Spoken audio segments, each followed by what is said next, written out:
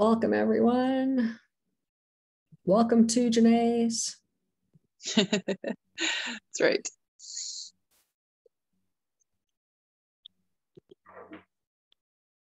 Oh, as I hit the wrong button on things.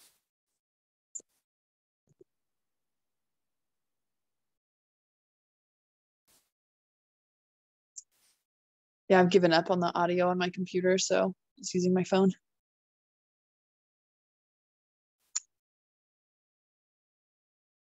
Or it's just an April Fool's that there's two of me.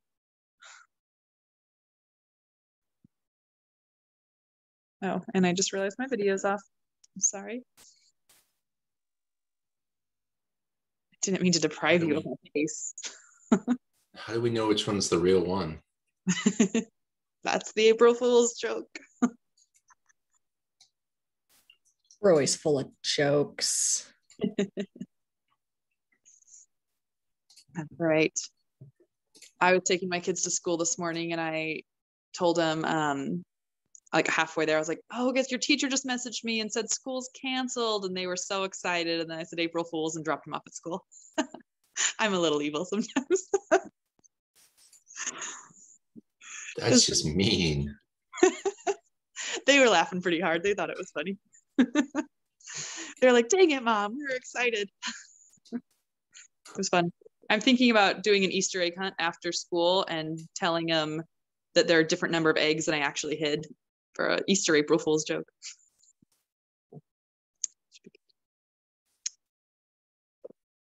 It's better than my mom used to make pancakes and put like pantyhose in the pancakes, and then she'd put whipped cream on top with cotton balls mixed into the whipped cream. It was just evil. I just didn't eat on April Fool's growing up. It was too scary. Pantyhose in pancakes? Yeah, because they're really thin and they hide in the pancake. It's really evil. Don't do that. That is evil. I did other stuff that had to do with like water falling on people's heads or, food coloring in shower heads. Ooh, that's a good one. That's evil, actually. That one's kind of bad, but it was fun. I tied like a plastic rat to the cabinet, so my mom opened the cabinet, it like flew out at her. That was pretty good. Or like taping the little water sprayer on the thing, so when you turn the water on, it just sprays straight at you. Or the horn under an office chair, because when you sit, it blows. Yeah, I've done that one a lot of times. Always hilarious. When you started saying about plastic wrap, Janae, I thought you were going to say the classic plastic wrap on the toilet. Oh, I would never have done that. I grew up with 4 brothers and I was in charge of cleaning the bathrooms. So that is not a prank I would have pulled. Right. That's not a prank I ever pulled either. It's the same. I have toilets. The prank would be to get them to clean it, but I don't know how to do that. That prank doesn't exist. If it does, somebody needs to tell me. That's right. If you're the one cleaning, it's not a good prank. Right? Yeah, it's like, no, never mind. Yep. Good stuff. I would never do food though. That's really, you at least need to make some backup food that isn't affected. Like that's the failure of the prank. You got to stop it. Oh man. Especially because in my family we make really good pancakes, so it's like, oh, you're depriving me of this goodness. It's just mean. Oh man.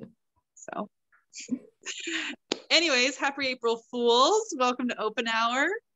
This is our SALT Project Community Open Hour. I'm your host and community manager, Janae Andrus. Excited that people are here, and we'll just dive in. We don't have too many things today, which means we have plenty of time for Q&A if you have Q's or A's. So we have a few general updates, exciting release update, process improvement, and of course, our questions time. So our next virtual meetup is April 21st at 4 p.m. Mountain. And stay tuned on what we're going to do. We have a couple different things in the works, and we haven't picked one yet. One's going to be April, one's going to be May. So we'll let you know next week, most likely, what that's going to be.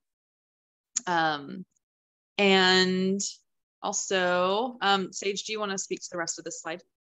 Sure. So just a reminder, we are going to continue to follow our current platform support model. And with that, this is going back to the CVE release that we want to communicate out that we will no longer be doing patch files and packages for unsupported versions of Salt. So that's putting this in here, making sure that that's well known. I also hope to write a blog post on this, although that's not a lot of content, so I'm not sure exactly what that's going to have in it. Maybe it'll just be a history of that or what happened. I'm not sure, but we'll try to get more communication out about that. But this is one of those. And then Triage Jam. I kept looking to do this on a specific date and was having a hard time with schedules and doing this. And so we're just going to do it through the month of April, and we're going to do it during the call that is already scheduled starting March, April 6th, 10:30 to 11:30 Mountain. And we will rotate that time through the day on Tuesdays to see if we can get timeframes of other people. And I'll make those updates shortly so that they'll be on the calendar. And we'll continue to do just a triage jam on Tuesdays to learn about how to do triage with us and what community members can do to help us with triage and sort of develop that process a little bit better and get the documentation out into the regular docs, wherever that's going to live, because I'm actually not sure. I do have an internal doc that I can share with people that we'll start on, and then we'll get that into our regular documentation. Nice. Perfect. And then another update we have is the Hacks and Salt Air are not airing this week. And that is because we're very sad to tell you Chunga has COVID and has been struggle bus. So I keep telling him to take time off and he's just like, I'm okay. I'm like, oh. So, but his voice is pretty shot and we don't want to, so Chunga does the editing for Salt Air. So we're keeping that off his plate right now and not letting him hack up his voice on the hacks. So we've grounded him from being awesome this week and letting him recover. So we should be up and running again here next week with a Hacks and Salt Air. So sorry that you're going to miss out on that this week. Hopefully we'll just consider it our spring break for Hacks and Salt Air. And yeah, we're sad about that, but we just want Chunga to get better. He's doing much better. It was pretty rough there for a minute, but he is on the mend. So. Okay, and then yesterday, released. Yay! Pretty exciting. It's very exciting. So we've had a few issues come in, and we've had a few small things and a few big things, and we're reviewing those, and we'll look towards a possible point release. I didn't keep the slide in here for the point release, although we have that as sort of April 28th. That is kind of a moving target, sort of depending on if something large comes in and we need to move that a little bit, we can, but that's kind of our target date. And that's what we're looking towards. Right now, it kind of depends on if there's issues that come in and just reviewing that. Hope people are excited about that though, that we did it. Yay, go team. I'm so excited and I just can't hide it. Okay, I'm done. Pretty awesome. Okay, so working groups. We really want people to get more involved in working groups. We love our working groups and our people who are involved. We do have a couple of new groups, security and Kubernetes, and we need captains for them as well as for the test working group, which is also new, right? And, revamped. Yeah, I was like, it's not new, but it's new and improved. Yeah. So yeah, the first meeting for the Kubernetes one will be April 6th, looks like. So yeah, we actually have we're going to be working on our communication with these working groups and making sure we're clearer on our website about what that looks like and how you can be part of it. And I was out for spring break with my kids last week, and I came back and Sage had this beautiful page, and I just wanted to give her a big hug. It looked so good. So yeah, we're coming out with more things for that. And we're really excited about it. It was actually the first thing on my list of priorities when I got back. And so to see that kind of already moving forward on Sage's end was just phenomenal. So we're really excited. We have kind of fresh new energy about this. We hope you guys get excited about it. We just really want more going on with that. So if you're interested in being a working group captain, please reach out to me or to Sage and let us know. So we want to make that happen for you. Do you have anything to add to this, Sage? Yeah, so I put this as process improvement, and something that we're looking at as I started going through the retro and looking at all the actions. A lot of what we need to do in order to have some process improvement is really focus on these working groups, because it's true that the core team is small and we can't do it alone. And we want to really look at this as a team as a whole. And we consider the community to be part of the team, an integral part of our team. And so that's where this comes in. And then of course, today, I know I'm a little bit behind on having the artifact of the actions that are going to come out of that retro. I will have that published today. In fact, I've even got it up right now and I'm working on it. And it is very nearly finished. But a lot of what we're looking at sort of high level is in those working groups. So it's establishing, we've really established the release working group as its own entity and not just test and release. And we've already started with some things with them that we're going to work with the packagers and see if we can really work with also the newly formed security working group that hasn't totally started yet, but will, and see if we can really get some actionable tasks around how we're going to do this differently. What is it today? How are we going to make this process different? And how are we going to publish that and then make and show that we've made progress? Yeah, perfect. Any questions on that before we move on?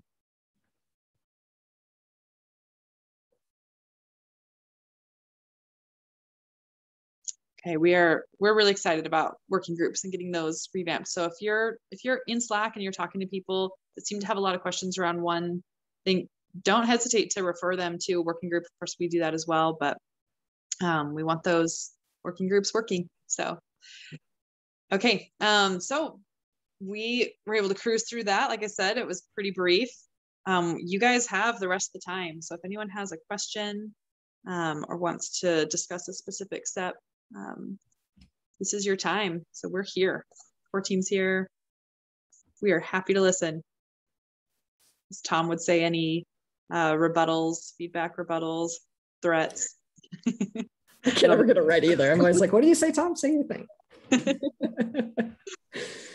Questions, concerns, rebuttals, right? Yeah. Questions, concerns, or rebuttals. That's right. I like to add threats in there too.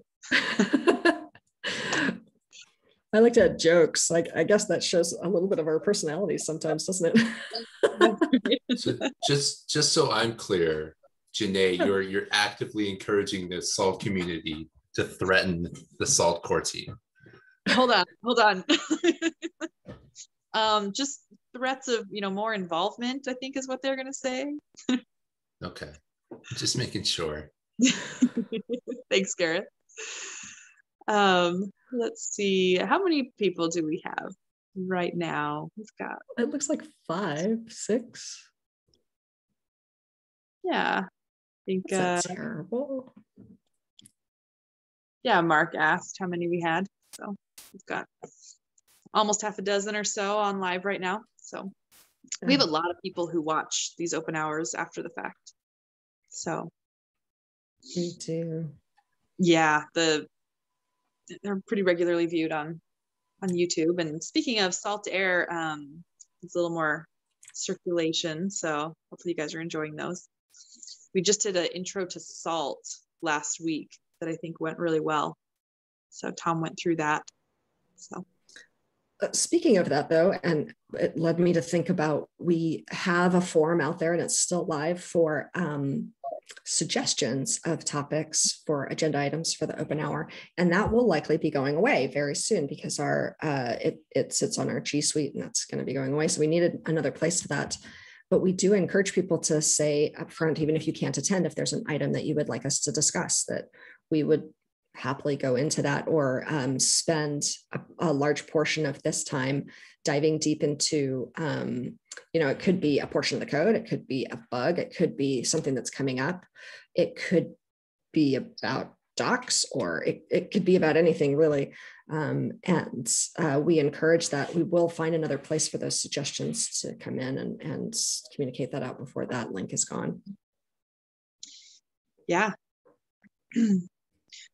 One thing that will be changing, just keep you guys all in the know, the what's happening that we send out weekly, we're going to be phasing that out, because as we get this calendar plugin perfected, and we're really taking our time on it. We really want it to be the best solution that's going to last long term, and we're bringing in a WordPress person. And anyway, so as soon as we get all that beautified, we're going to be phasing out the what's happening, because it's really a list of what we're doing for that week. And so once the calendar is that clear, it seems to be redundant. So does anyone have any concerns about that, or think that's a good idea?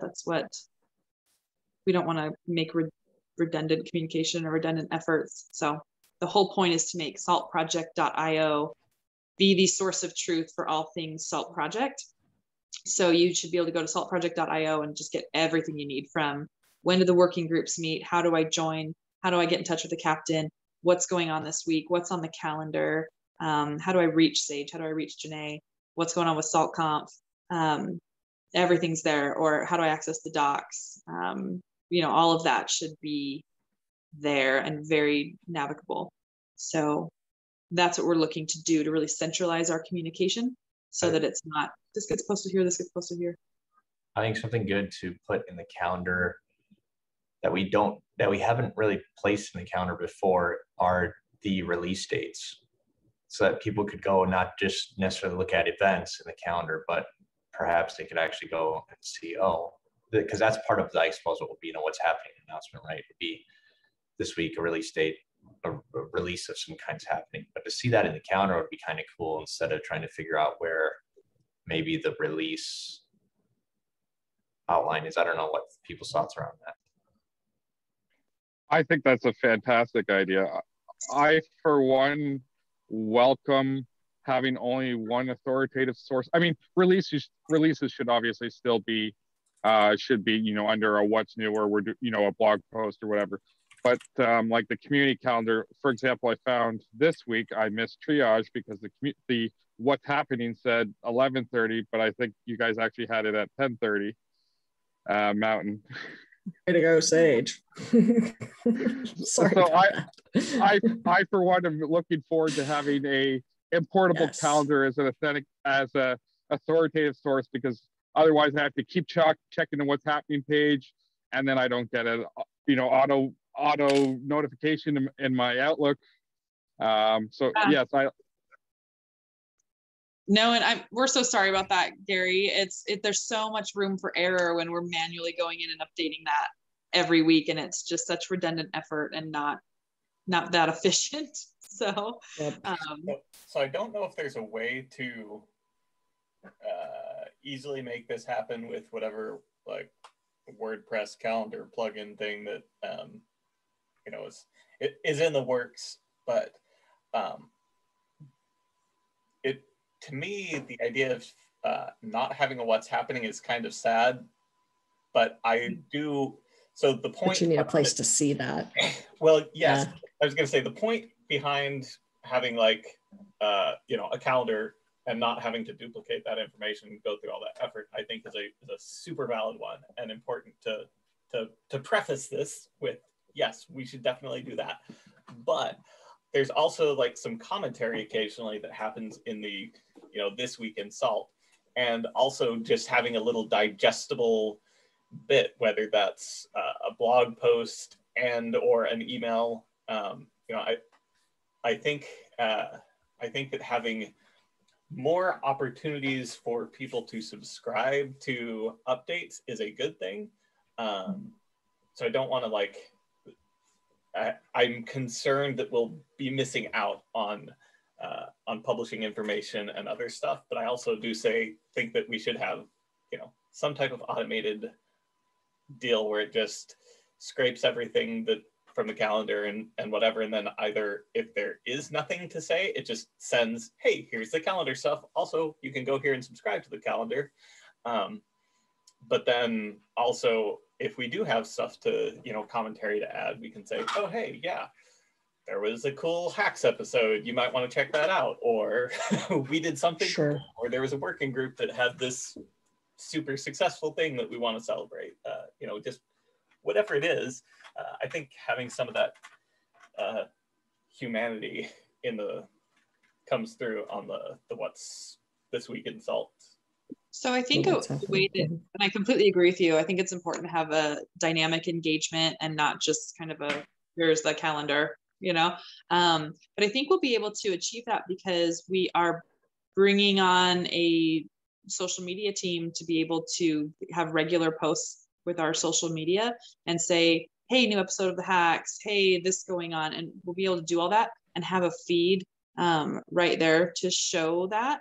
And so there will be that element to it, as well as, we've talked about, and like Gary mentioned, when releases are highlighted in blogs, new blogs would be, highlighted on the homepage. And so keep giving us that kind of feedback, especially as we really improve the site, so that it can look very accessible and very informative. So you're not feeling like, well, I have to click into the blog and then click into the calendar and then go check Twitter for, I don't want you to feel that. I want it to all be right there so you can see a quick little thing for the week.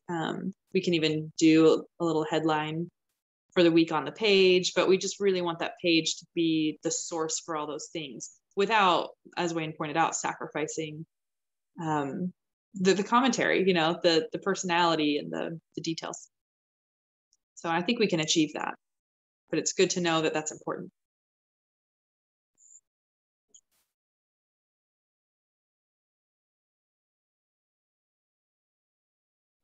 Yeah, the What's Happening post started before we had the website available to us. And so it was all manually driven. And so we're still continuing to update that manually, obviously, and making mistakes. And we don't need to do that now that we have the website available to us and we can pull it in through a feed and we can maybe even automate it. I wonder if we can salt it. I was just gonna say, I'm a big fan of automation, right? Like, right? Of us. Yeah. And we just haven't gotten to some of those tasks just yet. It didn't.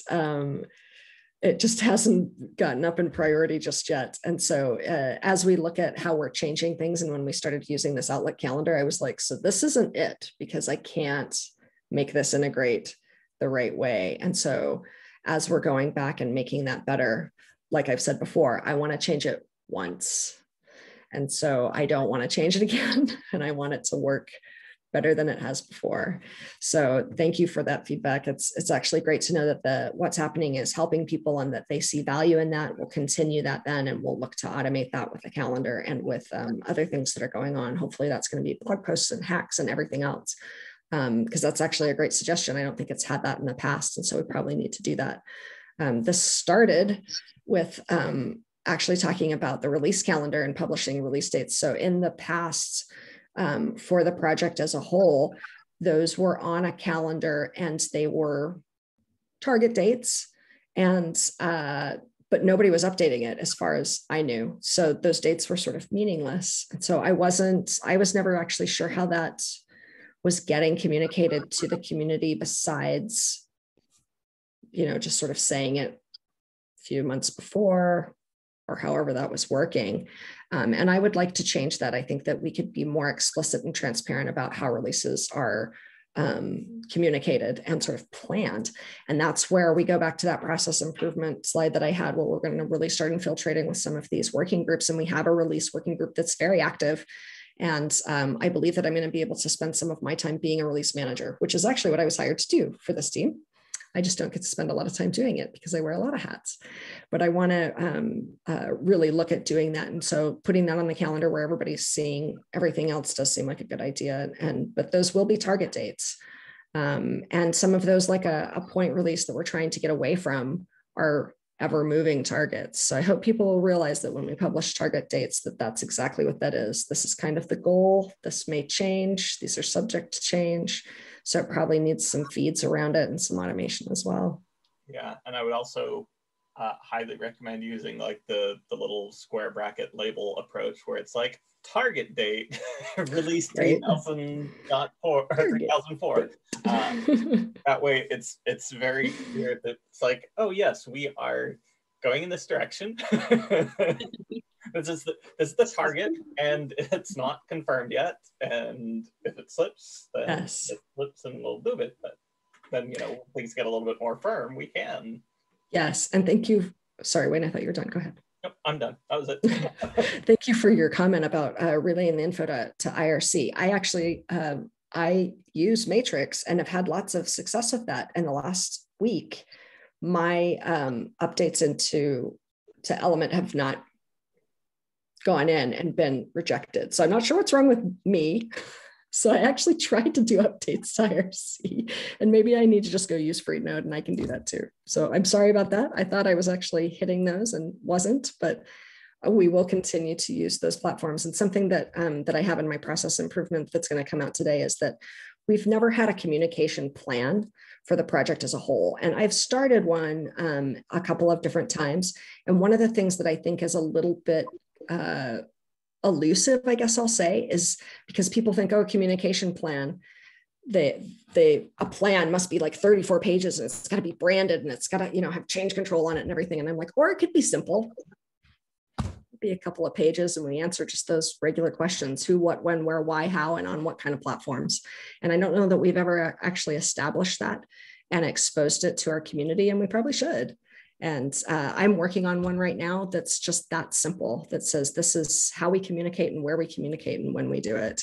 And so that's going to be something else that we publish along with like release dates and things like that. Yeah, and it looks really good. I've seen it. Yeah, when things, Sage and I discuss a lot of different things that we want to do. And so it's nice hearing what the priorities are to you guys, where, you know, where our energy is best spent. Because there's so many things we can be doing and want to be doing all the time. So typically when things are slow to come out, it's not at all because they're being neglected. It's because we're being perfectionists about it. So yeah, or just time. Time. Yeah, for sure. My worst enemy. All those buckets of free time, you know, we just have laying around doing nothing. Right. I actually have a lot of time, although I wouldn't call it free time at the moment. I'm sitting around a lot these days, and I have a small injury, so I've been sitting around doing a few things, which is kind of how the working group page got updated. So people I watched Avatar the other day, and when they put them to sleep for like a few months or something at the very beginning, I'm like, I could get so much done sitting on like a spaceship for 3 months. Don't put me to sleep for 3 months. I would just be like, hold on, I got stuff to do. But Sage, will you please tell everyone how you got injured? Because it's the greatest story ever. So sure, I'll tell people. So I was trying to impress my kids doing backflips on the trampoline that I have in my backyard. And on the second one, I ruptured my plantar fascia in one foot, and it involves a heel spur I didn't know that I had. So yeah, I didn't know that I hurt myself. So I didn't land that one quite perfectly. In fact, my kids are still laughing hysterically at how I landed it, because I didn't even put my hands down and landed face first on the trampoline. It's apparently quite funny. And tried to get up and walk away and could not. And so I was like, I guess I hurt myself. Funny. Like I'm not 29 anymore. I'm doing backflips on the trampoline. Not 29 anymore. I couldn't do a backflip when I was 29. Oh, I could do them, you know, last week. Oh, man. I'm impressed. A little bit.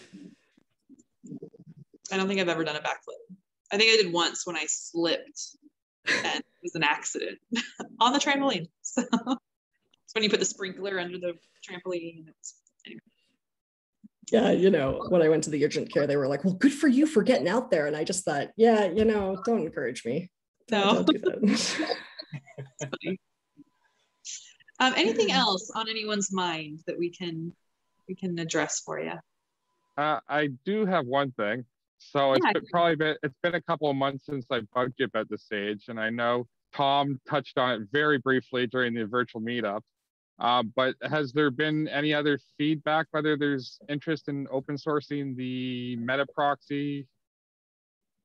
Sorry, the what do you guys call it? Delta proxy. Delta proxy. I don't have any news that I can give today. I know it's probably tougher now that you're part of a public company and announcements are kind of a big thing. It is, but I can tell you that, again, waiting is actually good news. Okay, and actually, as a follow-up with that, not to try and sound greedy or anything, and I actually really don't care if I get the Delta proxy. I noticed the changes for the Junos native proxy were merged into master for this release, but I'm assuming the Junos native minion is still part of still only part of SSC. That's a fantastic question. I actually don't know the answer. Murphy? David Murphy, are you on? I'm sorry. Could you repeat the question, please? So I noticed that the changes to support the Junos native minion were merged into master for this release, but I'm assuming the actual minion, the installable minion, is still only part of SSC, correct? Yes, it is. I can't pre-announce anything, but that may be changing in the future. Its decisions are being discussed, is the best way I can put it, and there hasn't been approval one way or the other. So I can't pre-announce anything or give timelines, but currently the Arista and Juniper native minions and the Solaris and AIX are enterprise only. But all I can say is watch this space. Okay, thank you. Yeah, we're definitely pushing for it, but nothing to announce just yet. Believe me, when I have that announcement, I may not wait. We'll see. She'll do a backflip. Won't do backflips. Those aren't going to happen anymore. Got it from the rooftops. Wait, does Sage have a pool in the backyard she could jump from the roof into and miss? Oh no. I don't currently have a pool in my backyard, but I do have a balcony. So, you know, there are all kinds of ways for Sage to get hurt. I mean, I can get hurt just sitting here. Don't worry. I don't need a pool or a trampoline. Yeah. I was just telling Sage, my last day of spring break, I went like kayaking, I went to the beach, I did all these cool things, and I got this huge injury on my leg. But the injury was from tripping in the Walmart parking lot. I was like, really? Like, we went kayaking, and there were all these alligators, and we went kayaking right through them. And I'm like, I'm going to change the story and say that I was protecting my kids from an alligator. That's the new story, not the Walmart parking lot. I tripped over a bush. My 8-year-old is like, how do you even trip over a bush? I'm like, I don't want to talk about it. Living in Arkansas, I can tell you that Walmart is one of the most dangerous Any parking lot, I'll tell you. That's a pretty dangerous place. Somebody posted a thing the other day, and it's like, yeah, about getting older. It's like, oh, somebody comes in with a big neck brace. It's like, oh man, what happened? Like, I went to sleep last night. Right? I slept wrong. Yeah, just turned my head on. Right. That's true. Yeah. So I guess we could talk about a few things that I hadn't really thought about, but we could definitely just discuss a little bit. We're still moving forward with salt extensions, and we're excited about that. And Pedro did a great overview last week, and that's up on YouTube, and we've put it in a lot of the Slack channels if you can't find it. And we'll continue to move forward with getting that documented and continuing to use that. That's, I think, really exciting, and it's going to be widely used. And if anybody has any questions, looks like Pedro's here. But if no questions, that's okay. We are also looking at some other communication pieces that I think will really help the community. And I'm excited about some of these, like the platform support page and the OS support page. We're looking to combine those and put those into regular documentation that probably lives somewhere where the new user, is it the user guide? Is that what we're calling it? Do I have that name right, Derek? The SALT user guide, you said? Yes. The SALT user guide will probably put it there, for the platform support stuff. That would, so we've created another one that's going to be, that would replace, so we have a lot of content on repo.saltproject.io, but we also have installation directions in the SALT docs themselves in a different subsection, and they kind of either contradict or are out of sync or all sorts of problems. And so we're creating a separate one called SALT install guide, which would include all the installation directions, including our platform support policies. And it would also be a way of ensuring that things like our key verification, our signing key verification stuff is on a different site, is hosted elsewhere from where the actual packages are hosted. So from a security practice, it's a better, it follows best practices better too.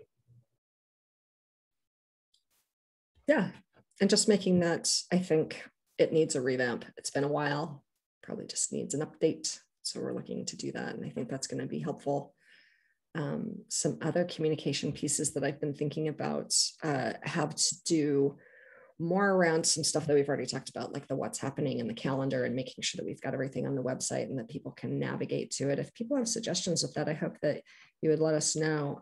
We've had a few come in and put them in as just issues in the SALT repo so we could track them, since that's where we are. And that's a fine place to also put them, or you can get with me. You can get with anybody on the core team, happy to do that. And look at doing some of those things as well. I know Mark had suggested that we really look at our font and make that more accessible. And so I was able to increase the font size in some places and looking to make that change probably more robust and overall. And that may be a larger change that Janae and I need to talk about with our branding. And so just looking at that, and we'll try to keep that updated and keep that ever fresh. And it's a great suggestion, because I don't know that we had that in mind when we went forward. And so we should have like accessibility and things like that in mind, as well as security. So looking to put some of those things in place. And yeah, we actually on the doc side, so we have an automation toolkit pathway forward too for our docs, where we're wanting to include things like style guide automation, so things that'll flag for Google style, but also our SALT style guide. And this includes also evaluating some tools that auto scan the HTML output when it comes to accessibility. It's on our roadmap for the doc stuff. We have not yet looked into it, but because we want that same benefit of seeing, like, can we ensure our docs when they roll out have the same thing? Like, for example, do our images have alt information or captions instead of just being blank? And I don't know, other stuff that might come up from an automation tool that's scanning our site, our docs output. So I don't know, that also, then I didn't think about that, but that may be beneficial to other SALT project sites, because we're just scanning the HTML. So we'd even technically be able to see what the same tooling would see on something like the WordPress site.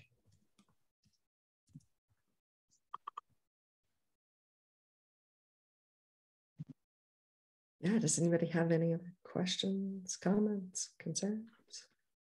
Just one other quick thing, and I'm not sure what the holiday situation is like down there. I'm just wondering, is IDEM Cloud still running tomorrow? It's a holiday here. I don't know if Good Friday is a holiday down there or not. Oh, yeah. For the Twitch stream? Yeah, the Twitch stream. Yeah, it's not a holiday for us, so we'll just continue it. I think that we have a random other holiday in April. Is it the 23rd that we celebrate Earth Day or something? Earth Day. Yeah, something like, yeah, 23rd, whatever Earth Day is. Yeah, Gary, there is no allowance made for Good Friday or Easter Monday in America. I America in the States. Yeah, maybe for VMware. I think a lot of people tend to take that off, either, Passover or Good Friday or whatever. Those dates come up as just part of their PTO. We get Easter off. Sunday, yay. I'm sorry. Coming from Ireland, I would object. Easter is a 4-day weekend. Good Friday, all through Easter Monday. When you say Easter off, what? That's Sunday? You don't have to work Sunday? Exactly, that's the joke. No, that's... So you have the whole long weekend off in Ireland? Yeah, it's one of the two. It used to be not so much now with a lot of American companies in Ireland, but used to be the 2 days of the year you could not get a drink in Ireland: Good Friday and Christmas Day. Okay. Now it's just Christmas Day. Oh, interesting. But that brings up a good point. We probably should have our holidays in our new calendar, just to make those visible. I'll add that. It's a great idea. Right now.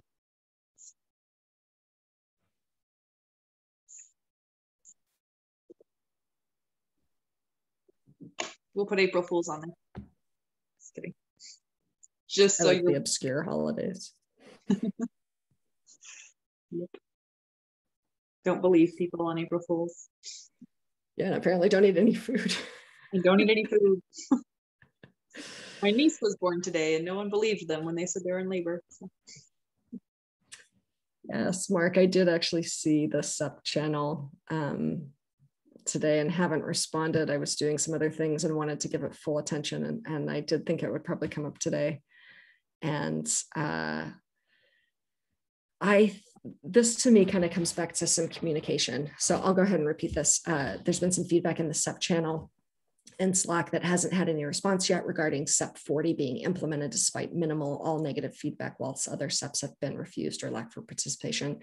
And then the conversation kind of goes on to say it may be that there's other things that are implementing something where it had a SEP, but then it got into implementation where we were maybe forced to because it was needed for enterprise or it was needed for VMware and something, and that's not actually clear in the SEP. And that may be true. I'd actually have to go and look, and I'm not sure why that's not there, but we can definitely look at that and make that improvement. I think that's part of that communication that we need to dig into. Like the SEP process is a little bit closed off.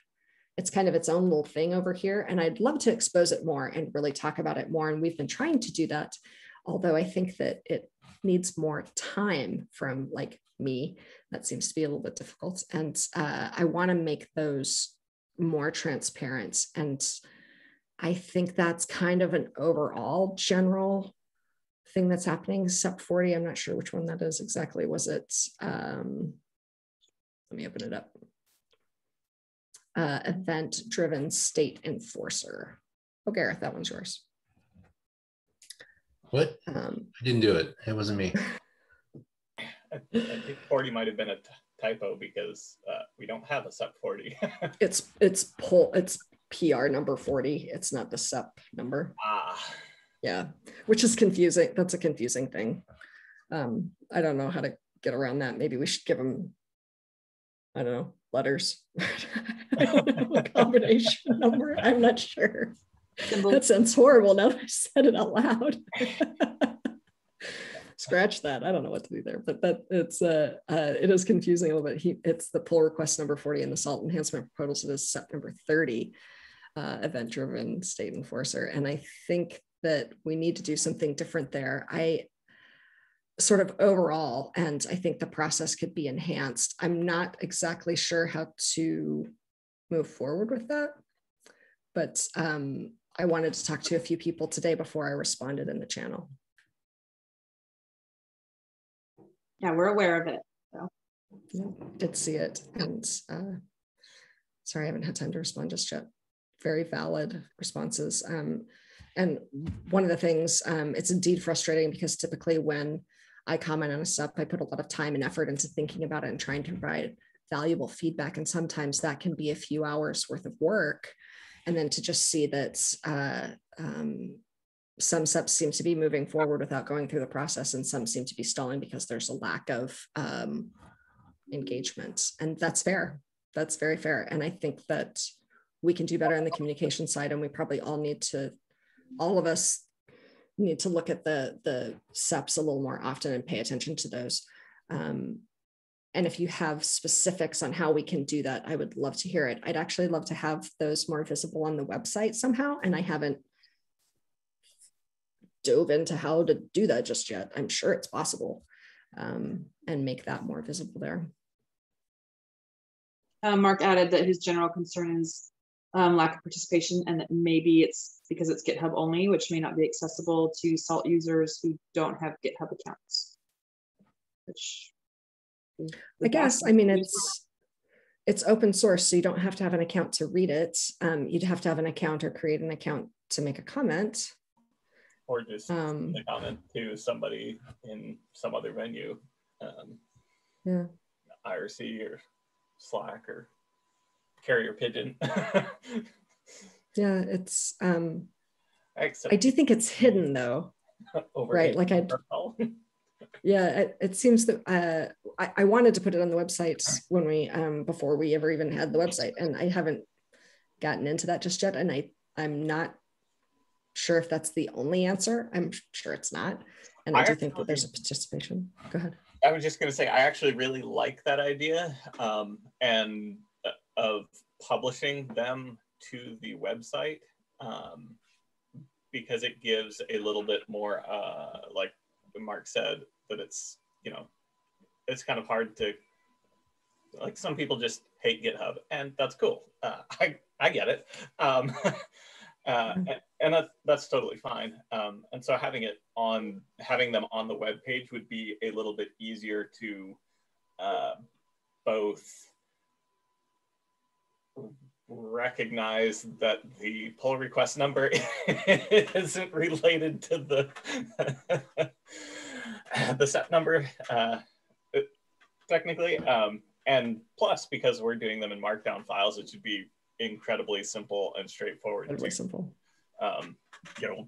May need to change the template to use a little bit more GitHub flavored Markdown or something to have tables if we wanted that. But I mean, other than that, yeah, it would be relatively simple to render those and throw those up on the web page, it seems like. So let me get it straight that I understand what you're saying. So instead of using GitHub, have it so that it would be hosted, the tool would be WordPress in some sort of capacity. I mean, there's plugins and forums. They would at least be published on WordPress, and then discussion could happen elsewhere, right? It doesn't really matter where the discussion happens, just as long as it's captured wherever it happens and funneled into the, So are you suggesting hosting the steps in WordPress and rather than GitHub, or linking it to GitHub? Linking it to GitHub. Okay. Because I know in the past there's been no one has wanted to move it away from GitHub. Yeah. So GitHub would be the source of truth for the Markdown files, but then they would be published on the website, so they're much easier to access from kind of anywhere. Yeah, I can see that. Yeah, the linking of comments in many places may pose a problem, but right. Yeah. I don't think it's not one we can't get around. I'm not sure what that looks like today. Yeah. And, I think that at least in part it works today. But yeah, having more visibility of those, I think, would be better in some place that isn't as hidden as GitHub. And I don't think of it as hidden, and yet it's hidden for me. So I recognize the fact that it's hidden, and I will acknowledge that. So I want to do something there, and so we'll start with this, and we'll continue to take some feedback on how we can improve. Yes. Yeah. Yeah, I think if at least you have the original pull request on the website, just to give it some visibility. I don't think it's too onerous if someone wants to comment on it to create a GitHub account and go give your feedback there. Yeah, I think that should work out fine. The the SEPs we're looking for, this is something that I don't know that it wasn't obvious to me when I first started looking at the SEPs that we're looking for the rough consensus and then we're going to do implementation. And that's also from how we like take that pull request and then it gets closed and merged. It feels like it's done, but we still have implementation to do. And so there's some pieces there that I'm not sure that the workflow isn't quite as seamless. And so I'm looking to improve that a little bit. And I think we're going to just start linking issues that happen in other repos like SALT for that implementation and linking back to planning meetings and things like that for those implementations. But again, if people have other ideas on how we can make that more seamless, I'd love to know that. I think that if we start publishing things on the website that are about those SEPs, there also needs to be that piece in that workflow that then shows how we're implementing. And so that gets a little trickier if everything's in GitHub that we're doing, and then we have some planning meetings and we need to expose that on the website, and then we're some other things there. But I think we can still do that if we keep everything in GitHub and just link things back. It's definitely one of those things that sounds maybe simpler than it is from the offset, but I think we can work all the way through it to find a solution for visibility and make, again, the website a source of truth, even with the SEPs. It sounds doable. We'll keep talking about it, and we'll keep updating you guys as we go, so you can point out more gaps and we can fill them. Yeah.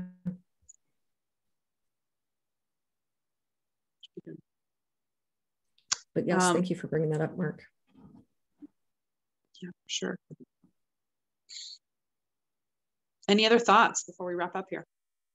Still a couple of minutes if someone has another question.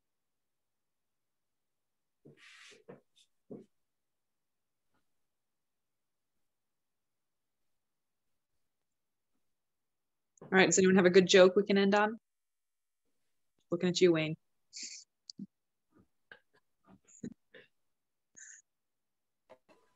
I don't think I've got any jokes up my sleeve at the moment, although there's a great terrible one. So where do the Romans keep their armies? In their sleeveys.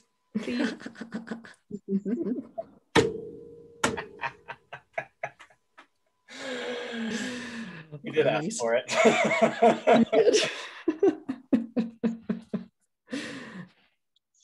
You know, Gareth, I think I should have kept asking for threats instead of jokes. I think. Be careful what you ask for. Wayne said, well, you asked for a joke. I said, maybe I should have stuck with asking for threats. I feel like that joke was a threat. A threat to humanity? What was it a threat to? Yeah.